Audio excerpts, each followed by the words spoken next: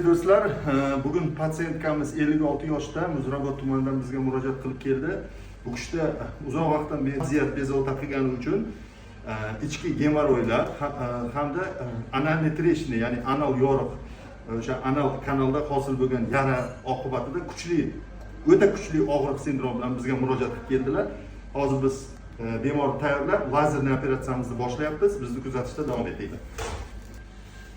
Aziz kuzatuvchilar, mana patsientkamizni lazerli operatsiyasi nihoyasiga yetdi. Operatsiyadan keyingi mana holat yaxshi. Biz o'ylagan maqsadlarimizga barchasiga erishdik. Hozir bemorimizning ahvoli yaxshi. O'zlaridan so'rasak, qanday ahvolingiz? Kecha kelishimda juda og'ir ahvolda edim. 2 uxlab qolgandim. Mana bugun yaxshiman. Ming rahmat. Og'riqlar ketdimi opa? Mana hozir siz mana operatsiyadan keyin bemalol tikka turib o'zingiz yurayapsiz. Sizga mana uyingizga javob beryapman, to'g'rimi? Uyga bemorimiz ketadilar va biz bergan tavsiyalarga amal qilib, kuzatuvchilar bizni kuzatishda davom etinglar. Biz lazerli operatsiya bilan barcha proktologik va flebologik kasalliklarni davolaganimizni sizga ko'rsatib boramiz. Agar sizda muammo bo'lsa yoki tanishlaringizda shu sohalar bo'yicha muammo bo'lsa, bizga murojaat qilinglar.